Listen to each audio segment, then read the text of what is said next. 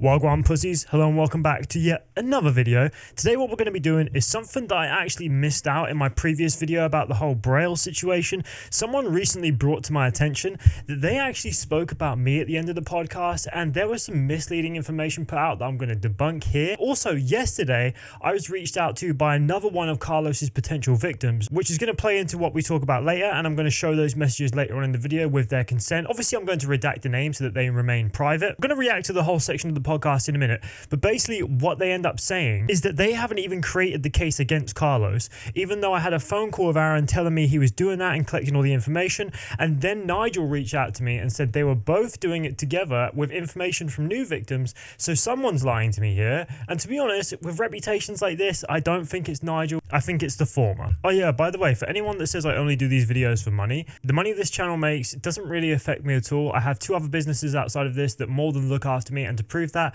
here's the money I made from the Aaron Cairo video I did a few days ago, and here's me donating double that to a charity of victims of SA, as we did with our previous ones talking about this subject, just to debunk any theories that you guys think I'm only doing this for money or whatever, because it's more about the victims and it's more about the kids affected by the bullshit that these people spread. So anyway, with all that being said, we're going to get into the very quick bits of Braille news. Obviously, you guys know that Gabe has recently left. You know that Uzi has left previously before that. Well, now and finally, to be honest, and even though me and Ricky aren't really friends, I can tell you I'm actually pretty happy for him leaving Braille, because to be honest, it's probably the best decision he's ever made in the recent years. And to leave Braille to stream on Twitch is a great idea, if you ask me. As you can see here, this video, let's talk about my future, where he basically goes over the whole situation. I've only watched very small snippets of that video. It mainly came to my attention because you guys were suggesting it to me, and if you guys ever have any other information or videos you want me to check out, you can always suggest them to me over on Instagram.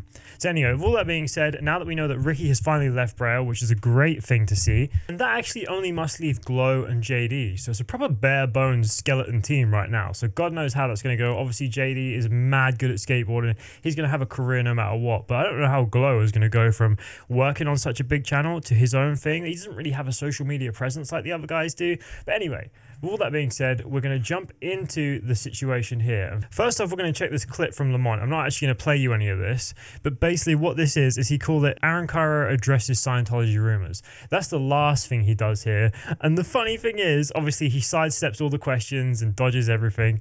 The funny thing is, and the comments completely know that. They said people got mad because they do know what Scientology is. He isn't really explaining anything. And people said he's straight up the head of Scientology. Like, all the top comments are people that know he wasn't talking shit. And there's a few fanboys obviously protecting him, but that's obviously expected. So anyway, with all that being said, we're going to jump into this part of the section here, and I'm going to debunk the shit that they say, and then I'm going to share with you the final victim that has reached out to me about the whole Carlos situation again. So if anything, Aaron, if you are actually a man of your word and you're watching this, come get this information from me of this new victim, because they are willing to talk to a lawyer in order to get this case done. It's not like you haven't said this information has already been there for you and you still haven't done anything with it. So if anything, at this rate, you've got me believing that you're actually protecting this kind of behavior in your company. And anyway, we'll get into that in a minute, but yeah, let's check out this thing and I'm going to tell you my thoughts as we go along. Fucking annoying, but I know you have to leave in a second, but I do have to ask this question. Yeah. What's up with Carlos last year? What's up with him? What's up with that whole See, straight away he answers, what's up with him? Like he doesn't have the information ready available, that he knows exactly what's up. Look at the creepy smile on his face. Like, this guy is a creature, man. And the fact that just the way he's sitting, the way he reacts to these questions, the way he sidestepped the Scientology stuff and went on a complete tangent. If you haven't seen that video, go watch my previous one I did a few days ago, because we debunk everything that he said and prove that he's lying square to your faces. So anyway, very deceptive guy. Let's continue. I have no idea. And that was one of the reasons why. And then what he said on John Hill is that he quit because we were overworking him. Which, I don't know, I'll let this play before I say anything. Damn. That's what he said on the John Hill video.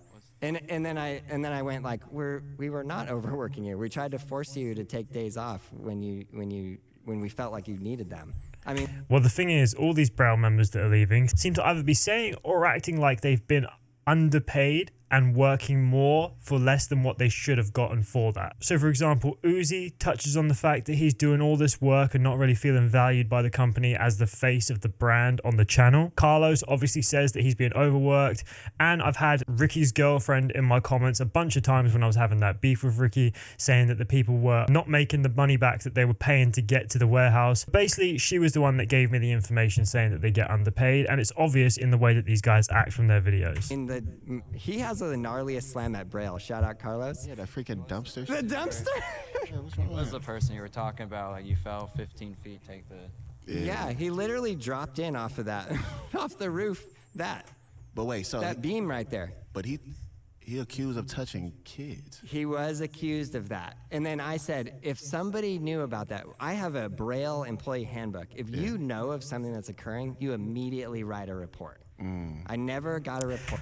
First things first, when he says that, how did he not know Carlos was drunk during all the times that he worked there? If you've seen the video I done, the second video on Carlos, where he does that interview with Chad Sinclair and talks about this stuff, he's literally slamming beers in that. And he also said in the messages that I showed of Nigel in my first Carlos video that he was drinking every day while he was at work. Now, I don't know about you guys, but if someone that I know personally is drunk, I can tell like that. There's no question about it. And if he's working around kids, and you can see the fact that he's drunk, why on earth would you not call that out and write that in the handbook? And you as an employer should be able to tell when your employees are drunk, especially if they're teaching kids, doing videos, or whatever they may be doing. How can you not tell that they were drunk? And he's admitted that himself, that he was drunk while working here. At least get him some help so that stuff like this doesn't escalate to where it is today. But yeah, let's continue. Report about that. Okay. And then I said, hello, if you knew that that was happening, where's the report? And I want to know right now, and we will go to the police station. And I've asked for this several times even now, because it's not too late to go to the police and say, hey, this was occurring. Well, if you are serious about that, Aaron, I had a girl reach out to me 2 days ago that pretty crazy messages, and she said she was more than happy to speak to the lawyer about this whole situation. It might lead to something. So if you're willing to hear that out, you need to get in touch with this person and actually make something happen, because the way you're acting at the moment is like you're trying to protect this guy. File a police report. I still have no report, no evidence of it occurring. When you were on the phone to me, you said you had everything and you were going to make the police report. That is what you said when you were on the phone to me.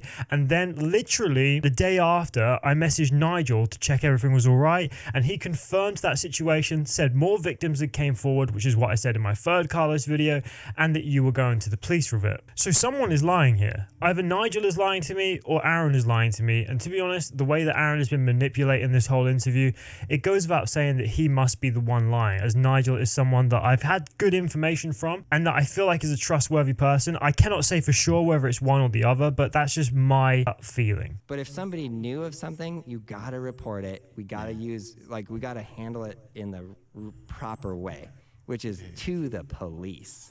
Like that's like, you go to prison for 20 years, that's serious. Yeah. And then this is just another thing that this hits the social media and it goes wildfire. Yeah, and I go, 'cause man, it's going crazy right now. people be man. tripping, and I'm trying. Which, to be honest, if someone like this and something happens and no one is willing to take it to the police, the best thing that can happen is for them to be outed on social media so that other people that have kids that might go up to people like him as a fan, they now know the truth of the situation. And to be honest, he's admitted that this stuff has happened. In his interview with Chad Sinclair, he literally says, oh, I could have done that. I don't know. I was drunk. So if you're saying that, then it obviously happened. You're just trying to maintain plausible deniability when if you know it didn't happen, obviously you would be so passionate about this did not happen. How dare you accuse me of this? You'd be ready to fight it to the death, to be honest. You wouldn't just let something like this slide if you knew you were innocent. Question. We weren't trying to put you on the spot. No, it's okay. Just so you know, I like it because I don't talk about this on my channel. To be honest, I wouldn't be surprised if these guys were given like a list of questions they can't ask, because when they ask the Scientology stuff, which bear in mind you can go check out in my last video on this subject, they literally ask like one question and then Aaron sidestepped it and went into a complete tangent of some other BS. And then they didn't press it at all and ask follow-up questions regarding the same thing. Jeff did ask a few good questions, I cannot lie, but Lamont, I really do like your podcast, but on this one, you dropped the ball. I feel like you did not press it enough at all. But like I said, I wouldn't be surprised if there was some sort of stipulation in place that stopped him from asking all these actually hard-hitting questions. Because I'm trying to create a positive community. I'm trying to say, hey, I'm going to teach you how to kickflip, ollie. I'm not trying to talk about the whatever Carlos Lastra may or may not have done, although these videos do get lots of views. Yeah. The controversy, YouTube, Lamont.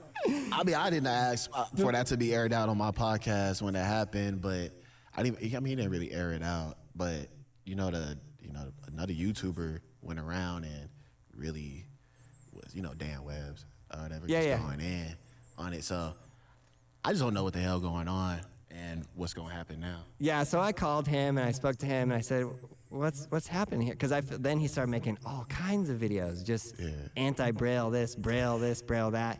So this is another manipulation tactic, saying I was making all these videos, anti-Braille this, anti-Braille that. Literally the very first video that had anything to do with Braille outside of this situation was the day Aaron called me. I uploaded it about 3 hours before he called me, and the worst thing I said in this video, by the way, you can go watch this video. This is the Every Braille Skateboarding Member and Why They Left video. I'll put the date that was uploaded on screen, and I'll put the date that Aaron called me on the screen as well. Obviously, I'm not going to let his number get free, but this is all 100% legit information.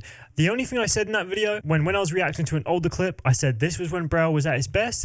I don't know where it's gone now, but I think it's lost its magic. That's pretty much as bad as I got, and that apparently to him is anti-Braille this, anti-Braille that. Other than that, the first actually anti-Braille video I made was after they started copy striking my videos, which is, by the way, an illegal takedown request that they did to have my videos removed when they know for a fact that they weren't copyright, because my videos fell under fair use, which is proven by the fact that that video is now back up, and I won the case. So if I didn't win the case, I would have been in the wrong. So all I did was mention about Scientology, and because of that, they instantly started trying to take down my channel, which is pathetic. They were all fine and dandy when I was talking about Carlos and gathering the information from that, but the second it was about them, and not even in a malicious way, in a more constructive I used to be a fan way, then they were not happy with that and they wanted to take the channel down, which is sad as fuck. It's funny because I actually have a message from him saying, I love you, Braille. Thank you so much. You're the reason I got into YouTube to begin with, and this is so awesome. Damn. And then he just...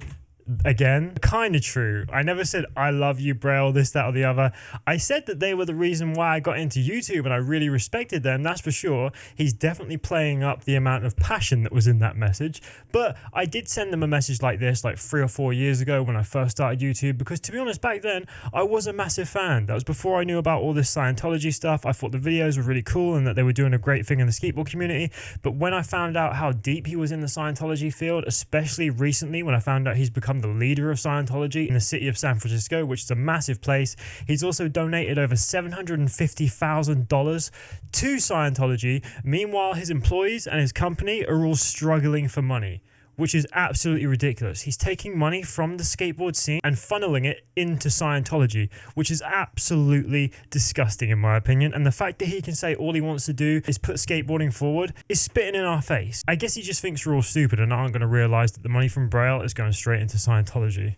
Spending money on like $30,000 courses just to get his rank up. Honestly, it's a pay-to-win service. I 100% suggest you guys go down the rabbit hole of how bad Scientology is, because while you may think, oh, it's just a religion, all this, that, and the other, it's actually a disgusting cult that do some crazy stuff to poor, innocent people. So you need to check it out. They do horrible things to people, especially into their own members, and it's not just any old religion. It's definitely a cult that make you pay money to rank up in their system. It's weird as fuck, man. Went in on attack mode, and I called him up. I said, did I do something to upset you? And he said, no, of course not at all.